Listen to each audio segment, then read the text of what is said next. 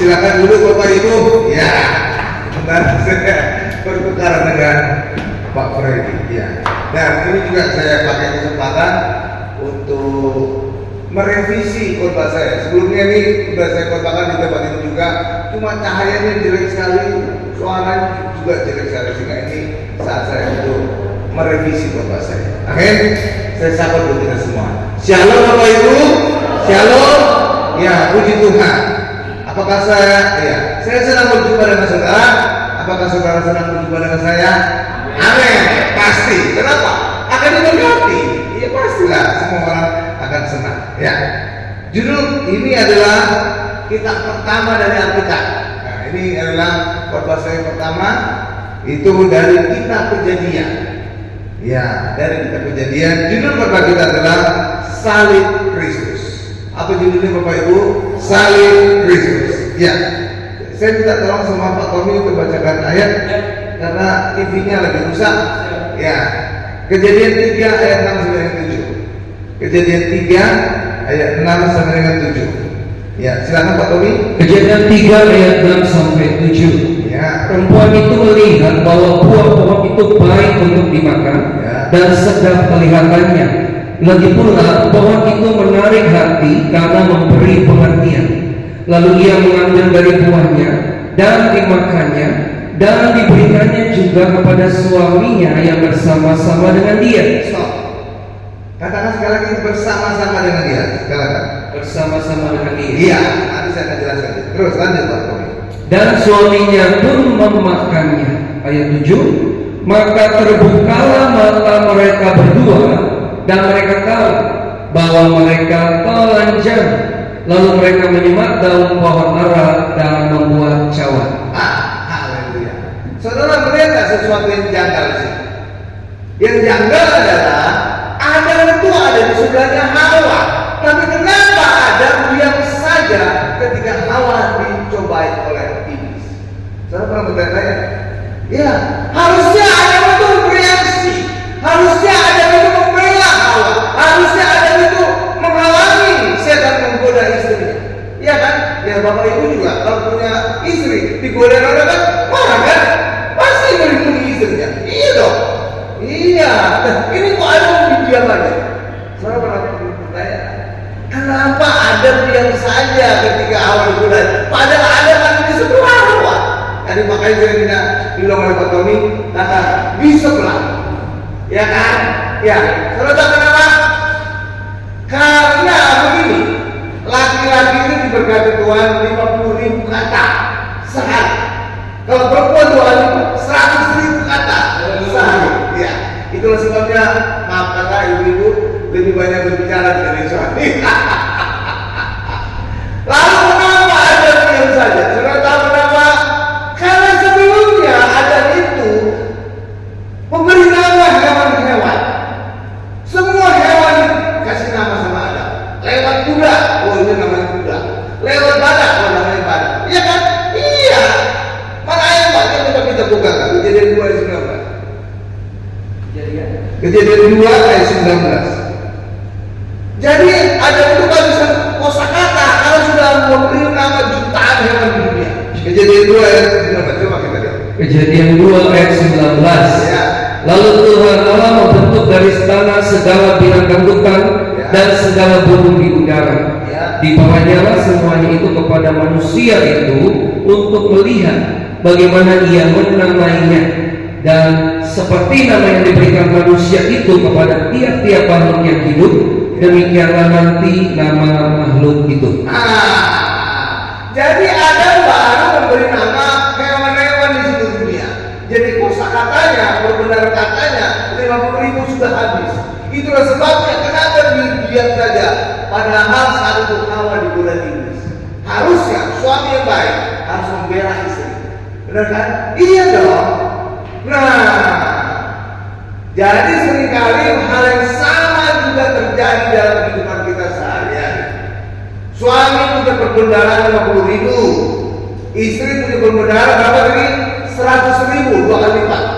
Ketika suami pulang dari kantor, maka dia sudah menghabiskan 50.000 katanya di kantornya. Sedangkan istri mesti utuh Itulah sebabnya ketika suami pulang, istri ngajak ngobrol suaminya. Suaminya sudah pulang, hanya megang koran aja, tapi ya minum kopi barangkali ya. Istrinya cerita, "Oh Pak, tadi anak kita berantem di sekolah." Suaminya jawabannya apa? Bisa megang koran? Iya, karena udah bisa kata dia.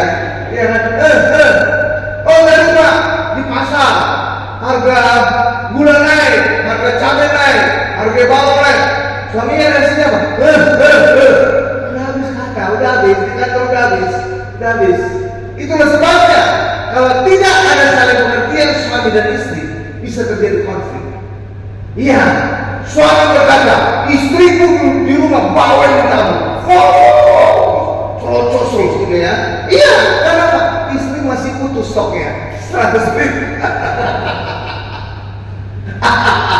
Ya, sebaliknya istri berpandangan, suami saya sekarang makin bingung, nggak pernah mau jawab pertanyaan saya, ngomongnya karena apa? Ketidaksadaran bahwa di kantor stok karetnya sudah habis, 50.000 sudah habis. Itulah sebabnya suami-suami ketika masuk kembali ke rumah, sisakan dikit kepada istrimu.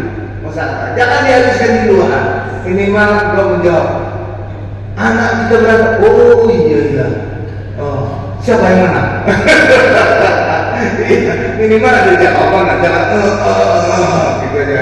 Dengan orang Mungkin juga kalau ditawarin, dikasih tahu harga gula naik, harga bawang naik, harga cabai naik. Minimal suami bisa berkata, tenang aja, gaji saya juga naik. Gitu. Ya kan? Jangan cuma baca porno. Dan itu yang terjadi pada Anda.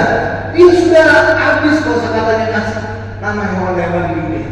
Ya, makanya saat istrinya digodain setan, dia diam aja.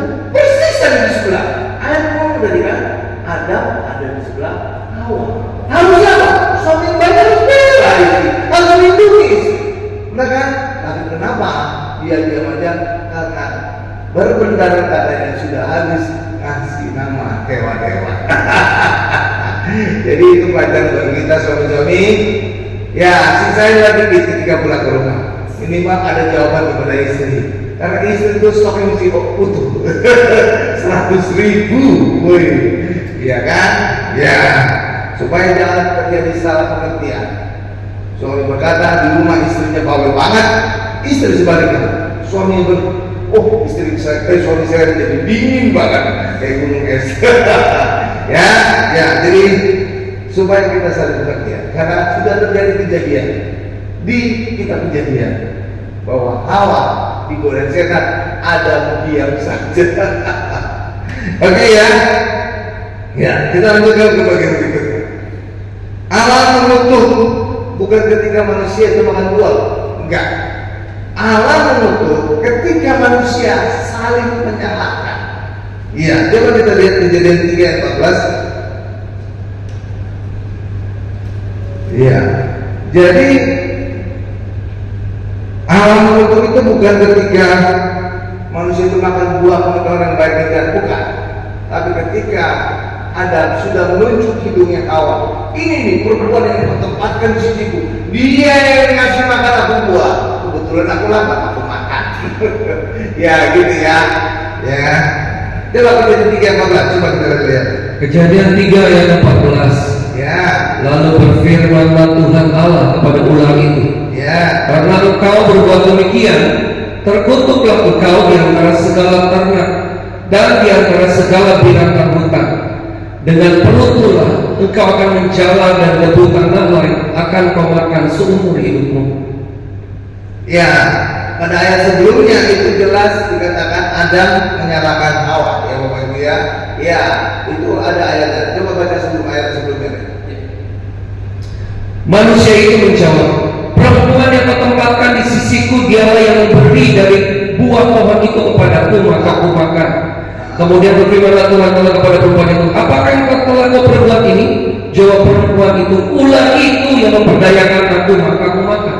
Ya, jadi Adam sudah menunjuk hidungnya Hawa. Tuh dia perempuan yang kau tempatkan di sisiku, dia yang ngasih buah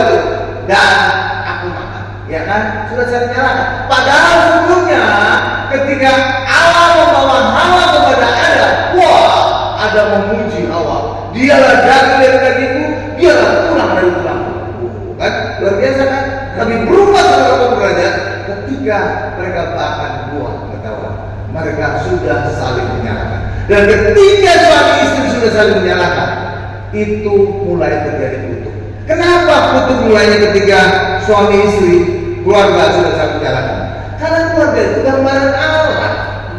Allah, ya Allah Bapa, Allah Anak, Allah Roh itu gambaran dari bapak, istri dan anak.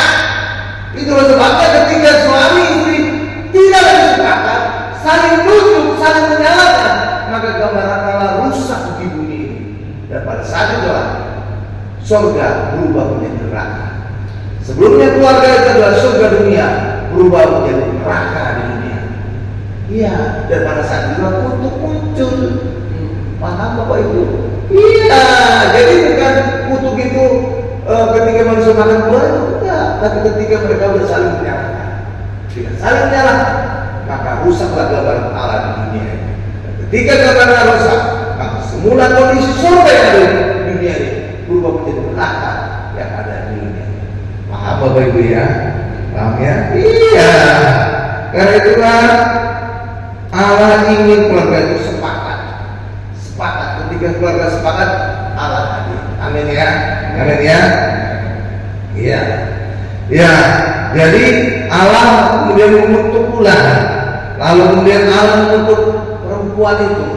Ya. Tetapi Adam tidak dikutuk. Tapi Allah mengutuk tanah. Terkutuklah tanah karena engkau Adam. Nah, jadi bukan Adam yang dikutuk. Terkutuklah tanah karena engkau. Penyebabnya adalah engkau Adam. Tapi yang dikutuk tanah. Oke ya. Jadi Adam nggak dikutuk. Oke ya Bapak Ibu ya. Jadi Adam nggak dikutuk. Oke. Ya. Coba kita kembali sekarang masuk bagian berikutnya. Allah mengutuk ular. Nah, di sini banyak rahasia nih. Rahasia firman Tuhan luar biasa. Kejadian 3 ayat 14 dari 15. Coba kita baca, silakan Pak Tony. Kejadian 3 ayat 14 dan 15. Lalu berfirmanlah Tuhan Allah kepada ular itu, karena engkau berbuat demikian, terkutuklah engkau di antara segala ternak dan di antara segala binatang hutan. Ya. Dengan perutmu engkau akan menjalar dan ya. Katakan sama-sama saya, dengan perutmu engkau menjalar. Dengan perutmu engkau menjalar. Nanti saya akan jelaskan apa makna dengan perutmu engkau menjalar. Terus lanjut Pak Tony. Dan debu tanahlah yang engkau makan seumur hidupmu. Debu tanahlah yang akan makan seumur hidupmu. Oke? Oke? Ya, terus habis. Ayat 15. Aku akan mengadakan permusuhan antara engkau dan perempuan ini, antara keturunanmu dan keturunannya. Keturunannya akan meremukkan kepalamu dan engkau akan meremukkan tumitnya. Tadi saya minta ya, dengan perutmu engkau akan menjalar. Itu punya makna apa? Ada dua makna. Ya, saya tafsirkan ada dua makna. Satu, dosa menjalar dalam perut. Oke, iya. Ada hal jadi dosa kenapa Bapak Ibu?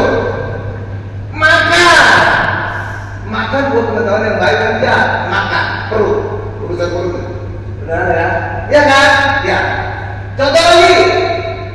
Iya. Esau menjual hak kesulungannya karena apa? Perut. Dia lapar. Sehingga dia berkata, apa gunanya hak kesulunganku kalau aku mati? Maka dia menjual hak kesulungannya karena perut. Ya. Oke. Elimelek meninggalkan Betlehem menuju Moab. Karena apa? Karena perut. Terjadi kelaparan di Betlehem. Ya kan? Elimelek bersama istrinya Naomi dan kedua anaknya pindah ke Moab. Karena apa? Perut, urusan perut. Tekan. Jadi dengan perut pulau ke penjara, artinya dosa bisa menjara, bisa terjadi karena perut. Oke, oke. Itu satu. Itu satu. Yang kedua, arti yang kedua adalah dari perutlah banyak masalah manusia alami. Kebanyakan makan yang manis-manis, orang diabetes. Kebanyakan makan babi bihong, orang kolesterol tinggi. Jadi banyak urusan penyakit apapun. Kemudian itu, iya. Jadi itu punya arti itu. Dengan perut pulau ke penjara, dosa banyak terjadi karena perut. Kedua, penyakit banyak terjadi karena perut. Oke, itu satu. Ya. Terus yang kedua tadi, debu tanahlah akan kemakan seumur hidupmu. Berbicara apa debu tanah? Nih, saya jelaskan ya. Ya, nih. Saya belum maju dari ada korban yang pertama itu sedikit singgung. Ya, coba buka Patomi Kejadian 2 ayat 7. Kejadian 2 ayat 7. Ya, Kejadian 2 ayat 7. Kejadian 2 ayat 7. Ketika itulah Tuhan Allah membentuk manusia itu dari debu tanah dan menghembuskan nafas hidup ke dalam hidungnya. Ya. Demikianlah manusia itu menjadi makhluk yang hidup. Lihat kepada saya di meja ini, saya akan jelaskan. Saya pakai ilustrasi. Misalkan bunga ini adalah debu tanah. Debu tanah dibentuk Allah menjadi manusia, betul? Lalu kemudian Allah menimbulkan nafas hidup atau roh Allah atau roh kudus. Maka ambil contoh khususnya Roh Kudus. Maka hasilnya apa? Manusia itu menjadi hidup. Satu. Yang kedua, manusia itu menjadi serupa dengan Allah karena roh Allah ada pada manusia. Oke. Yang ketiga, manusia itu menjadi berkuasa karena Roh Kudus punya kuasa.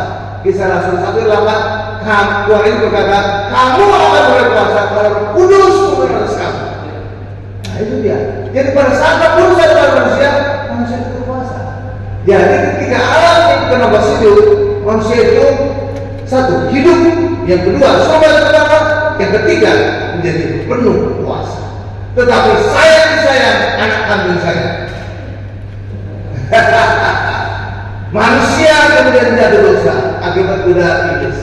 Dan ketika manusia berdosa, maka Roh Kudus pergi meninggalkan manusia. Kenapa?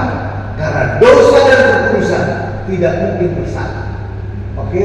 Itulah sebabnya ketika manusia jatuh dosa, Roh Kudus pergi dari manusia. Yang tinggal apa? Nah, debu tanah lagi. Bukan lagi debu tanah. Debu tanah itu benda mati, maka manusia itu menjadi mati. Yang kedua apa?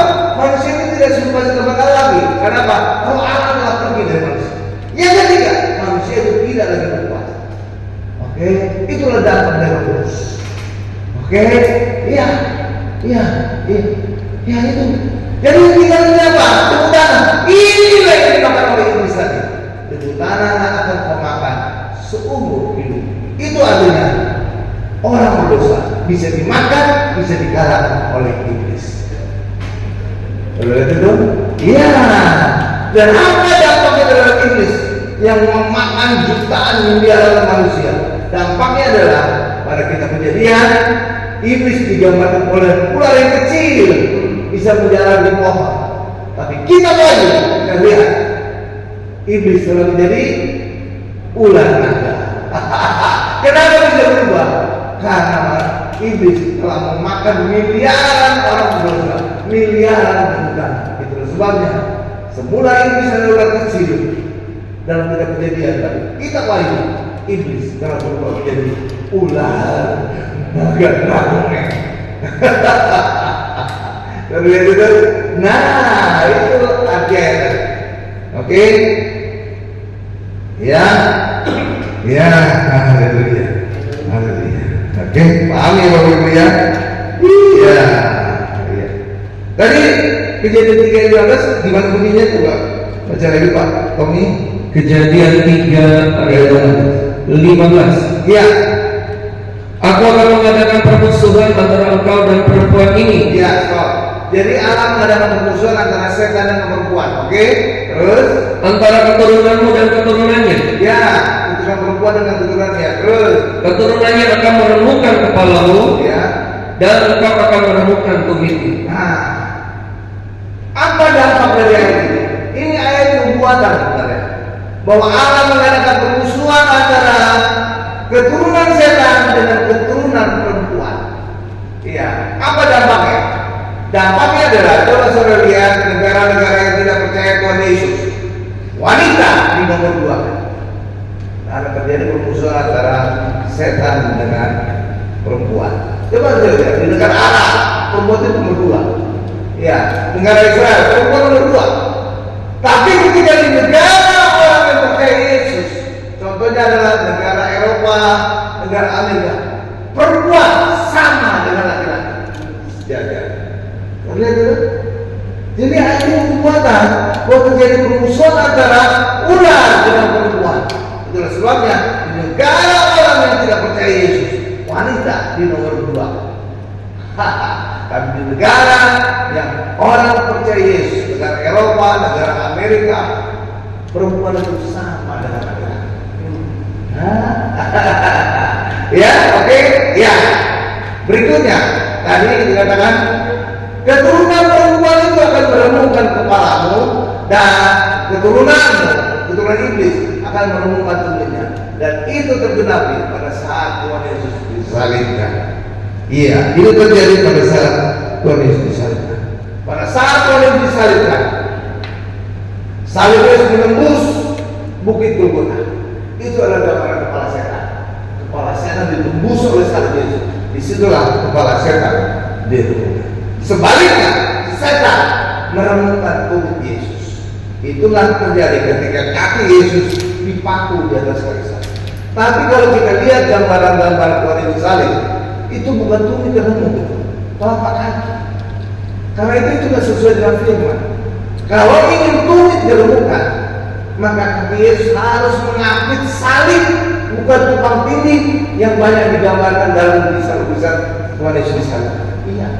Jadi harus kaki Yesus menjepit salib sehingga apa? Dipaku, tumitnya remuk, dipaku dan berdiri remuk. Itu baru terjadi. Tapi kalau seperti sekarang tumpang tindih, itu bukan tumit yang remuk, telapak kaki remuk. Ya, jadi saudara sekarang bisa melihat gambar Tuhan Yesus salib itu tidak sesuai firman. Oke ya, mantap. Dapat singkapan benar. Oke ya, ya, kata ayat itu harus tergenapi dan itu dikuatkan oleh penemuan arkeologi bahwa orang yang disalib pada abad pertama ditemukan ada kaki ya, kaki itu benar-benar mengapit salib, tembus oleh paku, jadi benar-benar tumit yang remuk, bukan telapak kaki, tapi tumit yang remuk. Dan ketiga itu ditemukan Yesus itu menguatkan perbuatan dalam kejadian tadi bahwa kaki Yesus akan diremukkan. Amin. Oke. Ya, kita lanjut. Semakin menarik ini.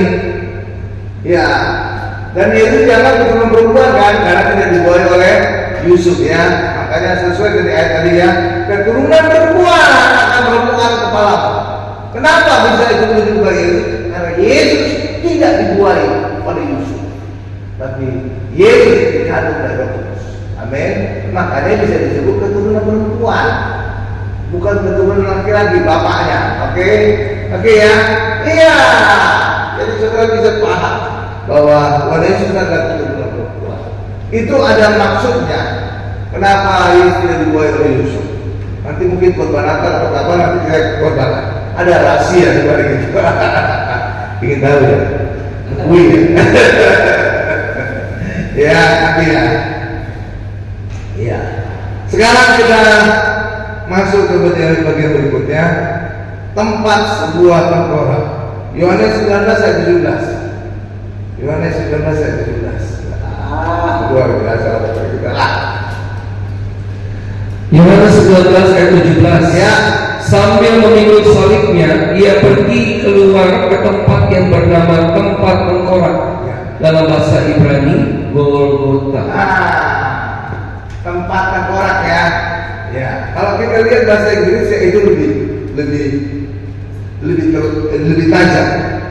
Ya, coba buka bisa ayat tadi King James Version, Alkitab King James Version. The place of a scar. Jadi sebuah tempat dari sebuah tengkorak. Jadi sebuah tengkorak, bukan banyak tengkorak-tengkorak begitu-begitu, tidak. Sebuah tengkorak. Versi bahasa Inggrisnya. Yang 1917 tadi. King James Version. Iya.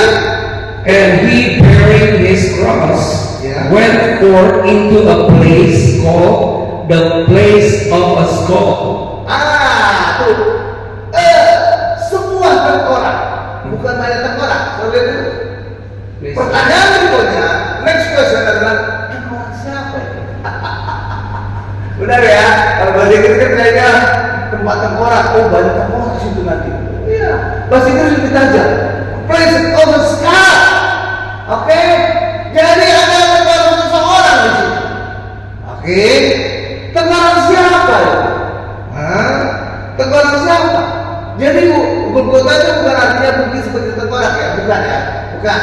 Walaupun di Israel sana ada bukit atau tebing seperti tengkorak. Bisa ditampilkan Bu Odi, ada situ foto saya tampilkan, ada Golgota.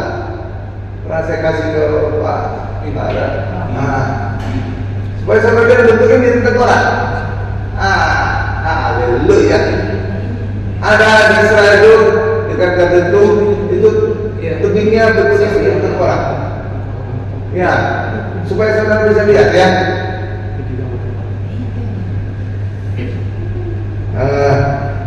Ada file yang kemarin saya kirim. Coba lihat nanti. Mirip-miripnya, mirip-mirip tipis. 11-12 lah, tepat. Ya.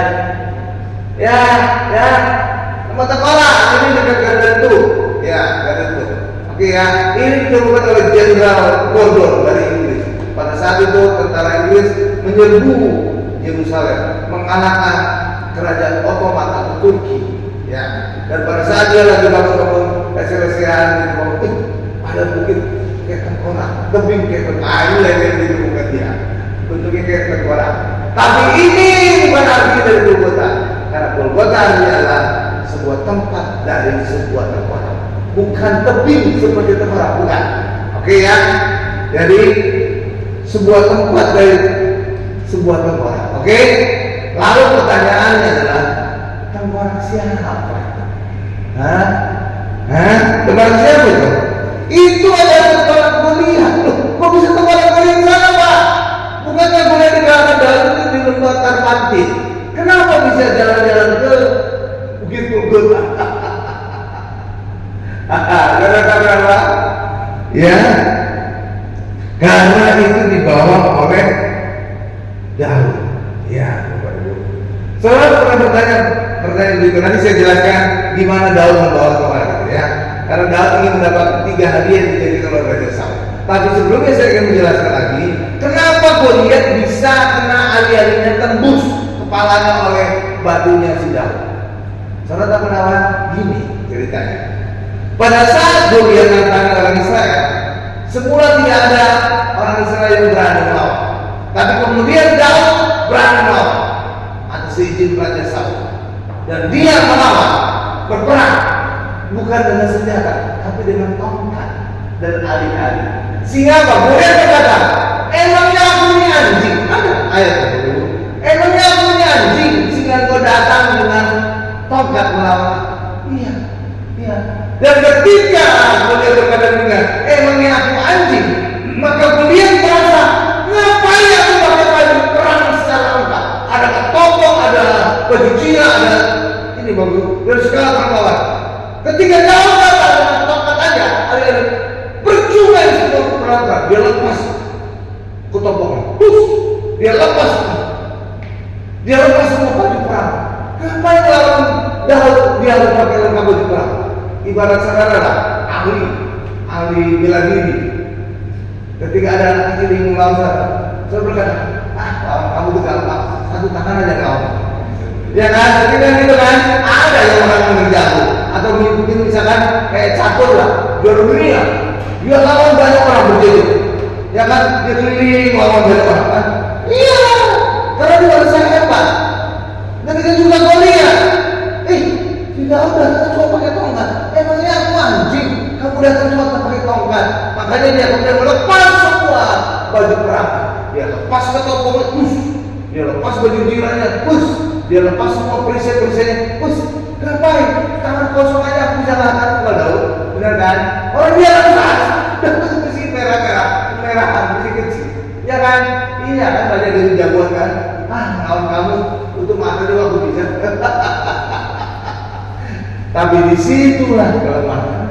Pada saat dia lepaskan ketopong, maka pada saat itu kepalanya terbuka, dan kemudian Daud mengayunkan ali-ali, baginya mati Goliat.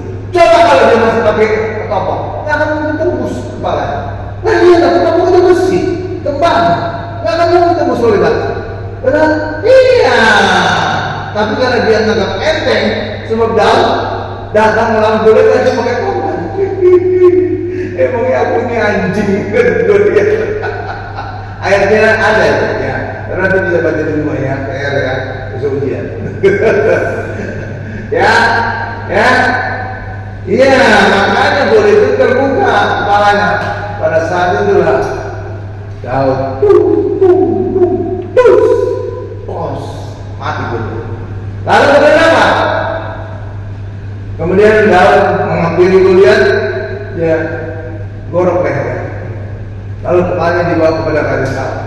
Kenapa Daud membawa kepala Raja Saul? Emangnya Raja Saul ingin sup kepala Goliat? Oh enggak. Kalau sup kepala ikan batang masih enak. Kepala Goliat udah mencijai. Iya kan? Kenapa Daud membawa kepala Goliat kepada Raja Saul? Karena Raja Saul menjanjikan 3 hadiah kepada setiap orang yang bisa mengalahkan Goliat. Hadiah pertama adalah Saul akan memberikan putrinya kepada orang itu, benar? Atau dia akan jadi mantu. Oke ya, itu satu. Yang kedua adalah hadiah dari Saul adalah orang itu akan diberikan harta yang banyak. Ya. Yang ketiga apa? Orang itu akan dibebaskan. Orang itu dan keluarganya akan dibebaskan dari pajak. 3 ya. Apa yang pertama? Orang itu akan menikahkan dengan anaknya Raja Saul. Yang kedua, orang itu akan diberikan harta yang banyak. Ketiga apa? Orang itu bersama keluarganya dibebaskan dari pajak. Benar kan? Iya kan? Iya. Dan itulah gambaran dari hadiah yang akan didapatkan oleh Tuhan Yesus lewat Yesus mati di salib dan menang atas setan. 3 hadiah didapatkan oleh Daud. Gambaran 3 hadiah yang akan didapatkan oleh Tuhan Yesus. Apa? Yang pertama tadi hadiahnya apa? Akan menikah dengan putrinya Raja Saul. Dan itulah gambaran lewat kematian Yesus. Yesus akan mendapatkan mempelai Kristus. Itulah orang Kristen. 1. Ya kan? Itu kan mempelai Kristus. Itulah dari gambaran dinikahkan dengan putrinya Saul. Oke? Yang kedua, diberikan harta yang banyak. Itulah sebabnya Tuhan Yesus berkata, segala kuasa di surga dan bumi diberikan kepada. Benar kan? Itu kekayaan banyak. Sama kan dengan hadiah kedua kan? Yang ketiga, dibebaskan dari pajak. Itulah setiap orang yang Tuhan Yesus dibebaskan dari tuntutan hukum Taurat. Dan itu dikatakan di dalam Roma 10 ayat 4. Kristus akan bergerakkan hukum Taurat sehingga orang dibenarkan karena percaya. Jadi orang Kristen tidak lagi dituntut untuk melakukan hukum Taurat karena kita cukup percaya karena Yesus telah mengambil hukum Taurat untuk kita. Paham Bapak Ibu? 3 hadiah dari Saul. Gambaran 3 hadiah yang didapatkan oleh Tuhan Yesus. Paham? Luar biasa. Oh, luar biasa. Nah, kemudian kepala Goliat itu dikubur oleh Raja Daud di sebuah bukit. Semula bukit itu disebut Goliat, tapi dengan berjalannya waktu, bukit itu berubah menjadi Golgota. Oke, jadi Golgota itulah tempat sebuah tempat tadi. Ya kan ayatnya kita baca tadi kan, versi bahasa Inggrisnya lebih tajam. Ya kan? Coba baca sekali lagi, Pak Tommy. Ya, sekali bahasa Inggrisnya. Soalnya Pak Tommy juga interpreter, jadi bahasa Inggrisnya mantap. Yohanes 19 dan 17. Ya. And he bearing his cross went forth into a place called the place of a skull, which is called in the Hebrew Golgotha. Tuh, skull kan? 1. Jadi bukan banyak tengkorak, 1. Itulah tengkoraknya si Goliat. Saudara, mantap. Haleluya. Berarti kita masuk kapan lagi baru? Oh, luar biasa. Kita masuk kepada poin berikutnya. Tulisan pada salib Yesus.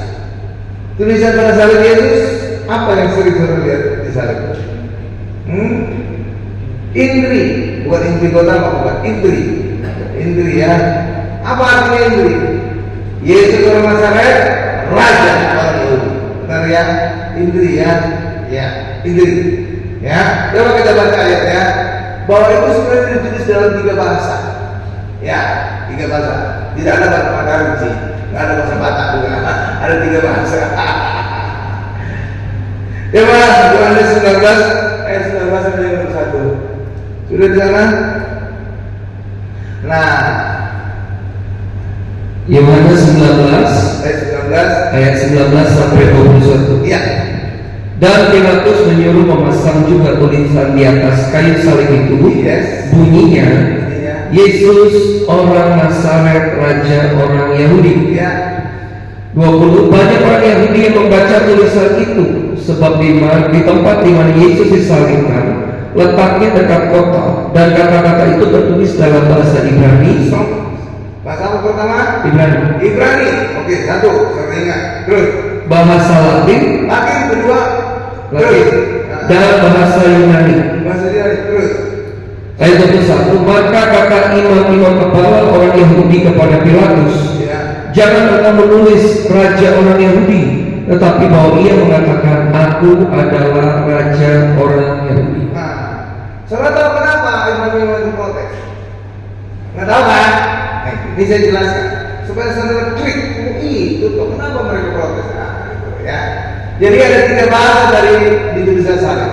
Ya, 1 bahasa Ibrani, 1 bahasa Latin, 1 bahasa Yunani. Kenapa ada 3 bahasa ini? Kenapa tidak ada bahasa Batak? Kenapa tidak ada bahasa Mandarin? Kenapa 3 bahasa ini? Kalau kata apa? 1 bahasa Ibrani, karena itu bahasanya orang Israel. Situ kan orang Israel semua. Benar ya? Kedua, bahasa apa? Yang kedua bahasa apa? Latin. Kenapa ada bahasa Latin? Kenapa? Karena itu bahasanya Romawi. Romawi. Makanya pakai bahasa Latin. Ya, kedua kan? Yang ketiga, bahasa apa? Yunani. Kenapa bahasa Yunani? Bahasa Yunani itu adalah bahasa internasional saat itu, kayak sekarang bahasa Inggris. Jadi orang bisa mengerti tulisan itu. Oke, ya. Lalu pertanyaannya, kenapa ditulisnya dalam bahasa Arab? Kok tidak bahasa Ibrani? Kok tidak bahasa Ibrani? Seperti pertanyaan. Kenapa di salib tulisan Inggris itu bahasa Latin? Kenapa ditulisnya dalam bahasa Latin? Kenapa bukan bahasa yang lain? Bahasa Ibrani atau bahasa Yunani tadi? Saudara tahu kenapa? Karena pusat gereja saat itu di Roma, Vatikan, bahasa Latin. Makanya tulisan Inggris itu bahasa Latin, bukan bahasa Ibrani, bukan bahasa Yunani. Karena pusat gereja kan dulu nggak tahu sekarang. Dulu kan di Roma kan orang Roma itu lagi bahasa Latin. Iya, makanya tulisannya Indri bahasa Latin. Oh, ngerti kan? Ya, tapi bahasa Latin itu relatif tidak ada artinya. Bukan ini yang menyebabkan imam-imam itu protes kepada Pilatus. Saudara tahu kenapa protes mereka? Protesnya bukan dalam bahasa Latin, tapi yang mereka protes adalah dalam bahasa Ibrani. Kenapa emangnya dalam bahasa Ibrani arti Indri? Saudara tahu kenapa? Karena singkatan Indri dalam bahasa Ibrani adalah YHWH, dan itu adalah nama Allah Yahweh. Jelas ada imam yang protes, menghujat Allah, menghujat Allah. Makanya imam protes bukan karena bahasa artinya nggak ada artinya, bahasa Yunani nggak ada artinya, tapi yang diprotes oleh imam karena singkatan dalam bahasa Ibrani adalah YHWH, Yahweh. Itu nama Allah, itu pantang disebut. Orang Israel aja tuh nggak berani menyebut nama Yahweh. Ketika mereka ketemu kata Yahweh, mereka rubah jadi Adonai. Itu nama sakral, nggak boleh sembarangan disebut.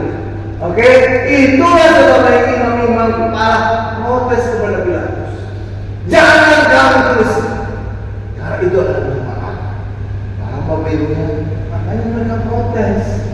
Bukan asal-asalan protes. Kalau singkatan cuma Indri, mereka nggak akan protes. Indri itu nggak ada arti, nomini bagi mereka.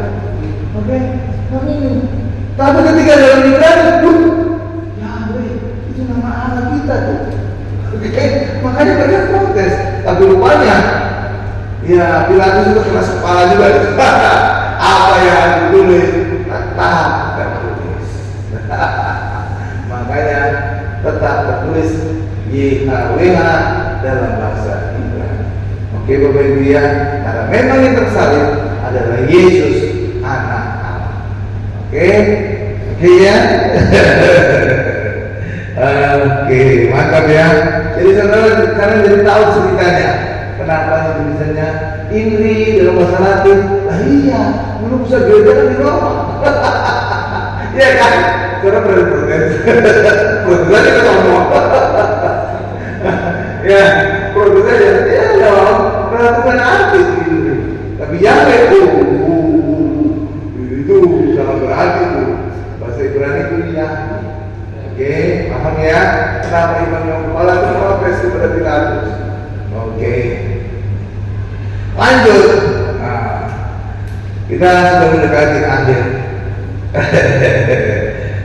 Kejadian 3 dan 1. Ya, silakan Pak Tommy, Kejadian 3 dan 1. Ini ayat terakhir sebelum kita tutup perbagian. Kejadian 3 ayat 21. Ya. Dan Tuhan Allah membuat pakaian dari kulit binatang untuk manusia dan untuk istrinya itu, lalu mengenakannya kepada mereka. Ya, jadi tujuan ini Tuhan membuat pakaian dari kulit binatang untuk apa? Untuk menutupi ketelanjangan mereka. Karena sebelumnya upaya Adam dan Hawa menutupi ketelanjangan mereka dengan menyemat daun pohon ara. Oke ya, iya kan? Iya, minim banget di pohon ara. Walaupun pohon ara itu udah lebar daunnya, tapi tetap aja masih belum nutupi. Tapi Tuhan kemudian membuat dari kulit binatang. Dan kulit binatang ketika dilepas dari badan binatang itu akan mati. Jadi itu ada gambaran apa? Manusia itu ditutupi dosanya, ditutupi ketelanjangannya, harus ada korban darah. Itu artinya. Iya, jadi Tuhan mengganti dengan kulit binatang artinya apa? Ketelanjangan manusia, dosa manusia itu ditutupi dengan darah. Dalam Alkitab yang pertama kali memberikan korban siapa? Kain dan Habel. Ya.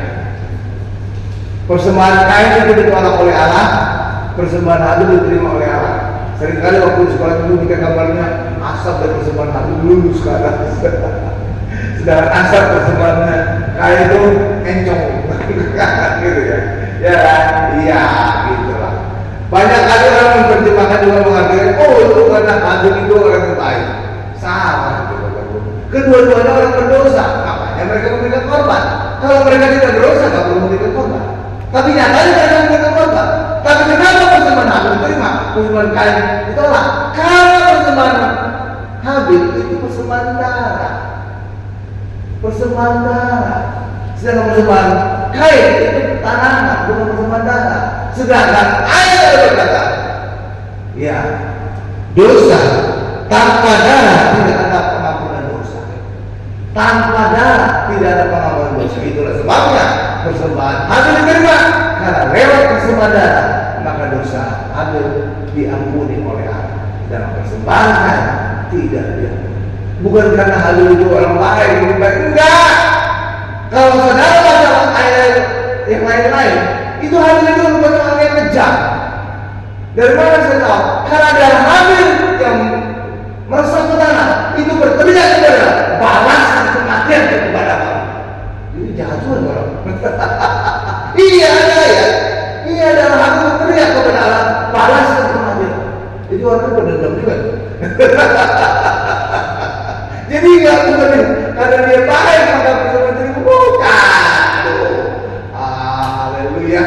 Iya, tapi karena persembahannya adalah darah, makanya dia diterima karena perubahan darah, dosa harus diampuni oleh Allah. Dan itu kemudian terjadi lagi pada saat peristiwa di Mesir.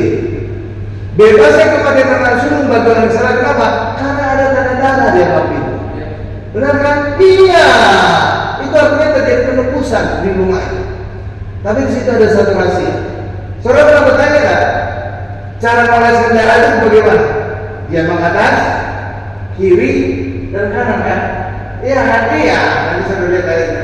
Ya, saya PR ya, besok ujian. Ya, oleskan dia mengatas, kiri, dan kanan ya. Itu gambaran salib. Coba saya lihat di salib saya. Atas, kiri, dan kanan. Tuh. Jadi dia begitu mengeluarkan salib Mesir, itu sudah ada gambaran salib.